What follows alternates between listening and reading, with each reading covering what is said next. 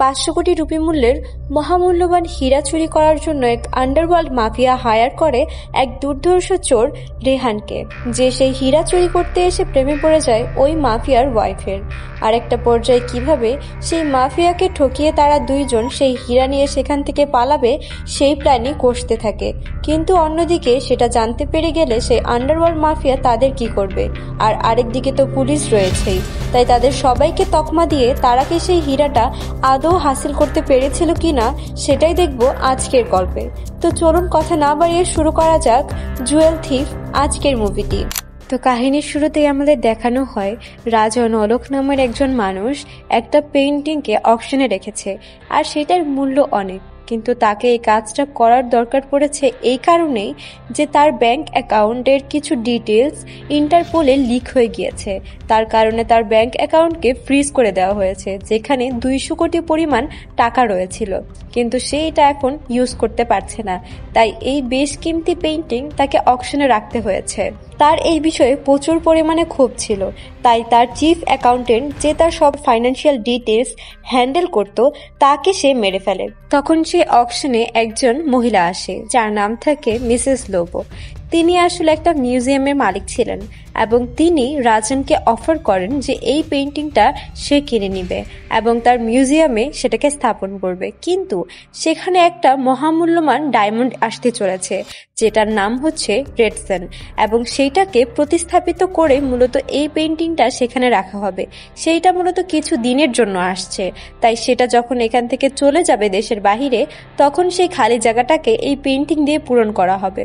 কিন্তু মিস লোবো যখন এইসব কথা বলে চলে যায়, তখন রাজনের মাথায় শুধু ঘুরপাক খেতে থাকে সেই মহামূল্যবান হীরার কথা। আসলে রেডসন ছিল একটা মহামূল্যবান হীরা, যেটা মূলত আফ্রিকার আওতাধীন, অর্থাৎ আফ্রিকার সম্পদও বলা চলে, যাকে আফ্রিকার কোহিনুরও বলা হয়। সেইটাকে মূলত প্রদর্শনীর জন্য ইন্ডিয়াতে আনা হবে। তখন সে একটা বুদ্ধি কষে ফেলে যে তাকে এই হীরাটা চুরি করতে হবে, আর সেই কাজটা একা করতে পারবে না। সেটা করার জন্য তার খুবই একটা দুর্ধর্ষ চোরকে প্রয়োজন। তখনই তার মাথায় একটা নামই আসে, যে রেহান রয়, মূলত এই কাহিনীর হিরো, এবং তার সাথে সে আগেও চুরি করেছে, তাই তাকেই এই প্ল্যানে সামিল করলেই এটা সাকসেসফুল হবে।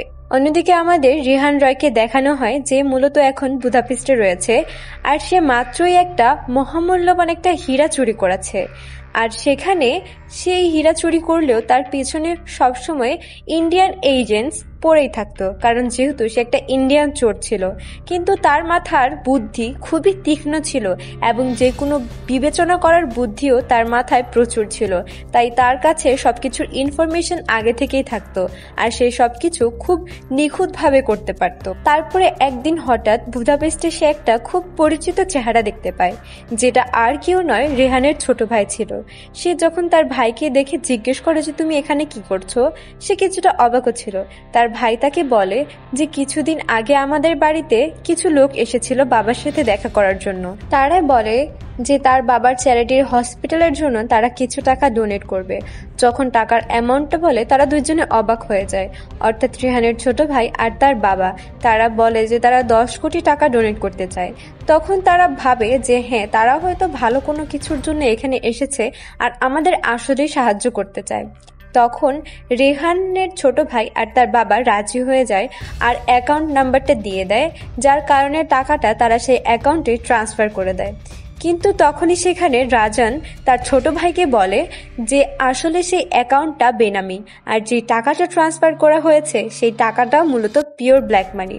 যদি এটা তারা ইনকাম ট্যাক্স অফিসার অথবা অন্য কোনো সরকারি লোকদের কাছে জানিয়ে দেয়, তাহলেই তাদেরকে এখন ধরে ফেলা হবে, আর তার বাবার মাথায় চোরের ট্যাগ পড়ে যাবে যে সে ব্ল্যাক মানিকে হোয়াইট করার জন্য নিজের অ্যাকাউন্টে এতগুলো টাকা রেখেছে।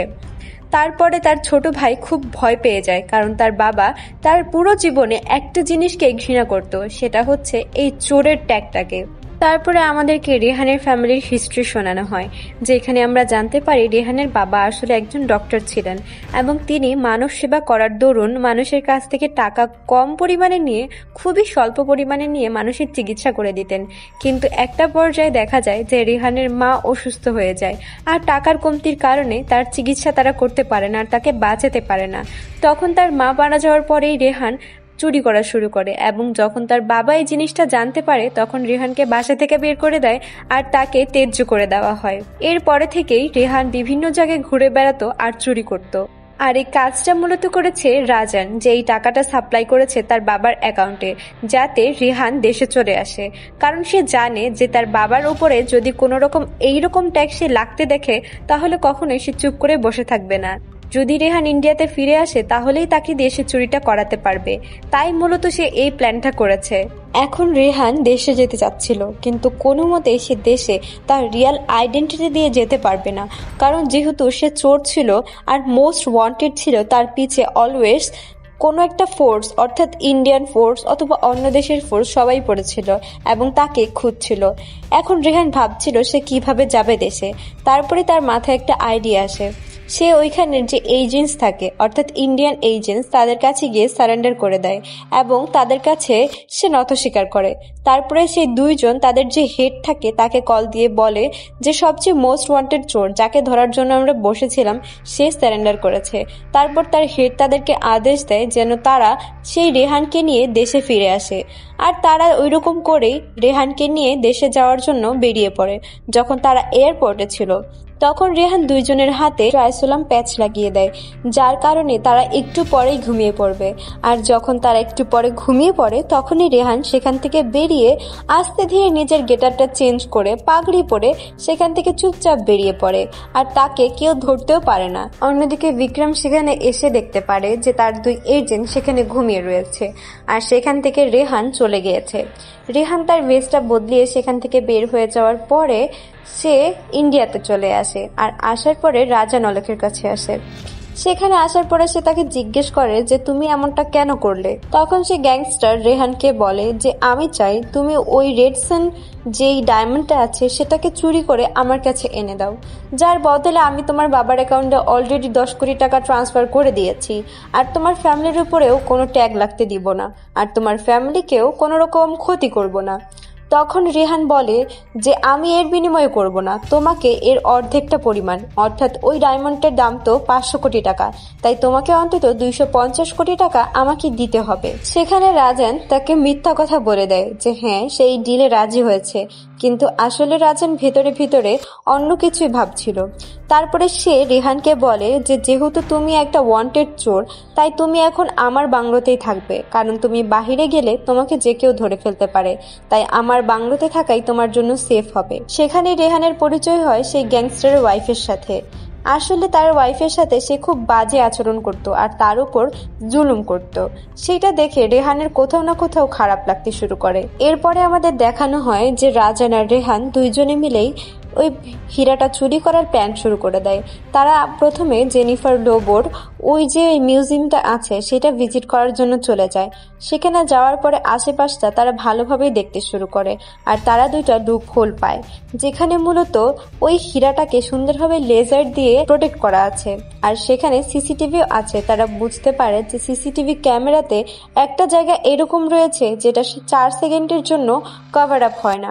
তার আরেকটা জিনিস নোটিস করে যে সেখানে যে লেজারগুলো রয়েছে সেটার সিস্টেমটা ডেভেলপ হয়েছিল মূলত ক্যালিফোর্নিয়াতে, তাই তার যে সিস্টেমটা সেটা প্রত্যেক রাত্রে একবার করে রিসেট দেওয়ার প্রয়োজন পড়ে, আর সেটা রিসেট দেওয়া হয় একটা পাসওয়ার্ডের মাধ্যমে, যে পাসওয়ার্ডটা মূলত জেনিফার লোবো প্রত্যেক রাতে সেট করে দেয়। আর তারা যদি সেই পাসওয়ার্ডটা জানতে পারে তাহলে এই লেজার সিস্টেমটা 6 মিনিটের জন্য বন্ধ করতে পারবে। এই সব কিছু আয়োজন করতে করতে তাদের 6 দিন সময় লেগে যায়। তখন দেখা যায় যে এই 6 দিনে রিহান জিনিসটা বুঝতে পেরে গিয়েছে যে রাজনের কাছে মানুষ মেরে ফেলা একটা খেলা মাত্র, আর কিছুই নয়। এমনকি সে তার ওয়াইফকেও প্রচুর পরিমাণে অত্যাচার করত, আর রেহান তার ওয়াইফকে ভালোবাসতে শুরু করেছিল। তাই সে এখন এই জিনিসটা ভাবতে থাকে যে কিভাবে তার ওয়াইফকে সে রাজনের কাছ থেকে দূরে নিয়ে যেতে পারে, আর সেই হীরাটাকেও তার হাতে না লাগতে দিতে পারে। অন্যদিকে আমাদের রাজনকে দেখানো হয় যেই মূলত ওই হীরাটা একটা খুবই মারাত্মক লোকের কাছে বিক্রি করার প্ল্যান করছিল, যে খুবই ভয়ানক ছিল। যদি সেই হীরাটা সে সময় মতো না পায় তাহলে সে রাজনকে মেরেও ফেলতে পারে, যার নাম ছিল মুসা। তারপরে আমাদের রেহানকে দেখানো হয়, যে মূলত সেই হীরাটা চুরি করার অ্যাক্টিং করছিল, কিন্তু হীরাটা সে আসলে চুরি করতে চাচ্ছিল না। রেহান তার এক ট্যাকি ফ্রেন্ডের কাছে যায়। সেখানে যাওয়ার পরে সে আর তার ফ্রেন্ড অনেক কিছু চেষ্টা করে সেই পাসওয়ার্ডটা বের করে ফেলে, যেটা মূলত ওই লেজারকে বন্ধ করার জন্য পাসওয়ার্ডটা ছিল। কিন্তু সেটা বের করার পরে সে একটা হোটেল রুমে যায়। যাওয়ার পরে সেই পাসওয়ার্ডটা একটা নিউজ পেপারের উপরে লিখে সেটাকে টুকরো টুকরো করে ডাস্টবিনের মধ্যে ফেলে দেয়। তারপরে সেখান থেকে রেহান বেরিয়ে পড়ে আর বিক্রমকে কল দিয়ে ওই হোটেলেরই একটা ফোন দিয়ে কল করে জানিয়ে দিয়ে যায় যে এখানে সে রয়েছে। তখনই বিক্রম সেখানে আসে। আসার পরে সেখানে রেহানকে তো পায় না, কিন্তু সেই ঘরটা সার্চ করার পরে ওই নিউজ পেপারের টুকরো অংশগুলো পায়। সেটাকে জোড়া লাগানোর পরে সে জানতে পারে যে এটা আসলে ওই পাসওয়ার্ডটাই যেটা মিসেস লোবোর ওই মিউজিয়ামে লাগানো হয়েছে। তারপরে সেইখানে তার ফোর্সকে খুব টাইট করে দেয়। তারা বুঝতে পারে যে রেহান সেখানে ওই ডায়মন্ডটা চুরি করতে আসবে। যখন রেহান ওই ডায়মন্ডটা চুরি করতে আসে তখন সে এইরকম অ্যাক্ট করে যে সে জানতোই না ওইখানে বিক্রমের ফোর্সেস থাকবে, আর ওইখানে বিক্রমের সাথে তার খুব একটা ফাইট হয় আর সে সেখান থেকে কোনো মতে বেরিয়ে পড়ে। অন্যদিকে রাজান এইসব কিছুতে রেগে রেহানকে নিয়ে আসে, আর সেখানে রেহানকে আনার পরে রেহানকে প্রচুর মারধর করা হয়, কারণ সে ওই রেড ডায়মন্ডটা চুরি করতে পারেনি। তারপর রেহান রাজানকে বলে যে আমাদের কাছে এখনো আরেকটা চান্স আছে, কারণ এখন এইসব কাণ্ডের পরে আফ্রিকার যে প্রিন্স রয়েছে সে এখন ইন্ডিয়াতে আসবে, কারণ সে ওই হীরাটাকে সেফলি নিয়ে যেতে চাইবে। তখনই আমরা তার কাছ থেকে সেটাকে চুরি করতে পারবো। সে যে প্লেনে করে যাবে সেটাকে আমরা হাইজ্যাক করে ফেলবো, আর সেখানে আমাদের একটা এয়ার হোস্টেসের প্রয়োজন হবে যে আমাদের দলেই থাকবে। সেই প্লেন থেকে আমরা ওই হীরাটাকে চুরি করে নিয়ে ওই প্লেনটাকে অন্য জায়গায় ল্যান্ড করিয়ে ওই হীরাটা মুসার কাছে পৌঁছে দিব, তাহলে আমাদের প্ল্যান সাকসেসফুল হয়ে যাবে। রাজান তার কথা এগ্রি করে যায়। তারপরে দেখা যায় যে সে রাজানকে বলে যে আমাদের ফেক এয়ার হোস্টেসের জন্য রাজানের ওয়াইফকে রেহান নিয়ে যেতে চায়, এবং রাজান এটাতে রাজিও হয়ে যায়। রাজান আরও বলে যে ওই ফ্লাইটে সেও থাকবে এবং তার আরেকটা বডিগার্ডও থাকবে।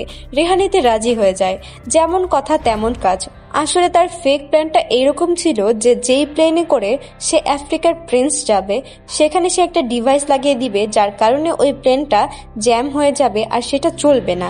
তাই তাকে একটা নর্মাল ফ্লাইট ধরে আফ্রিকা ফেরত যেতে হবে, আর সেই ফ্লাইটেই রেহান একটা নর্মাল ফ্লাইট অ্যাটেন্ডেন্স হয়ে যাবে এবং সেখানে ওই এয়ার হোস্টেস থাকবে যে তাকে সাহায্য করবে, এবং সেখান থেকে ওই রেড হীরা সে চুরি করে ফেলবে। কিন্তু তার আসল প্ল্যানটা আমরা এখন জানতে পারবো। আসলে রেহান আর তার ট্যাকি বান্ধবী মিলে একটা ফেক ডায়মন্ড ক্রিয়েট করেছিল, অর্থাৎ বানিয়েছিল, আর তারা ইউকের হাই কমিশনারের ব্যাগেরও একটা ফেক কপি বানিয়েছিল। তাদের প্ল্যান ছিল যে তারা ওই হীরাটা ইউকের হাই কমিশনারের ব্যাগে রেখে দিবে, যেটা আসল ছিল, আর আসলটাকে রিপ্লেস করে ওই নকলটাকে প্রিন্সের ব্যাগের মধ্যে রেখে দিবে। তাই হীরাটা খুব সহজেই সিকিউরিটি সিস্টেম পার করে ইউকেতে চলে যেতে পারবে, আর অন্যদিকে ফেক হীরাটা ওই প্রিন্সের কাছে থাকবে আর সেটাকে সেখান থেকে চুরি করে সে রাজানের কাছে দিয়ে দিবে। অন্যদিকে হীরাটাও তার হাতে লাগবে না। ওই প্লেনের মধ্যে গিয়ে রেহান ওই যে ইউকের কমিশনারের ব্যাগ ছিল সেটার মধ্যে আসল ডায়মন্ডটা রেখে দেয়, আর নকল ডায়মন্ডটা ওই অ্যানাদার ব্যাগের মধ্যে শিফট করে দেয়। তারপরে সেই প্লেনটাকে হাইজ্যাক করে তারা ইস্তাম্বুলে ল্যান্ড করায়। আসলে ইস্তাম্বুলেই মুসা থাকতো, যার কাছে রাজান ওই হীরাটা বিক্রি করতে চেয়েছিল। যখন সেখানে ল্যান্ড করানোর পরে ওই হীরাটা নিয়ে রাজান চলে যায়, সেখানে দেখানো হয় যে ওই হীরাটা মুসা যখন যাচাই করে সে জানতে পারে এটা পুরোটাই নকল। আর অন্যদিকে এই সব কিছু সম্পর্কে যখন রাজান জানতে পারে, তার সাথে আর রেহানের সাথে একটা ফাইট হয়ে যায়। কিন্তু রেহান তখন রাজানকে সেখানে বেঁধে ঘর থেকে বের হয়ে যায়, আর সেখানে একটা ফ্লেমেবল গ্যাস ছড়িয়ে দিয়ে চলে যায়। অন্যদিকে মুসা যখন রাজানের কাছে আসে, সে তাকে এটার জন্য মেরেই ফেলবে। এমন পর্যায়ে রাজান বলে যে আমি তো মারাই যাচ্ছি, আমার শেষ একটা ইচ্ছা কি আপনি পূরণ করবেন না?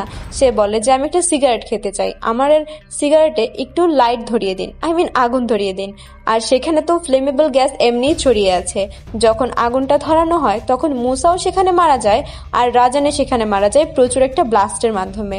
আর অন্যদিকে রেহান ইউনাইটেড স্টেটসে চলে যায়। সেখানে যাওয়ার পরে যেই হীরাটাকে সে চেঞ্জ করে দিয়েছিল ওই কমিশনারের ব্যাগের মধ্যে, সেইটাকে তার রুম থেকে, অর্থাৎ সে তো একটা হোটেলে গিয়ে উঠেছিল, সেই রুম থেকে গিয়ে সুন্দর করে বের করে নিয়ে চলে আসে। আর এমনকি ওই গ্যাংস্টার ওয়াইফকেও সে নিয়ে চলে যায়।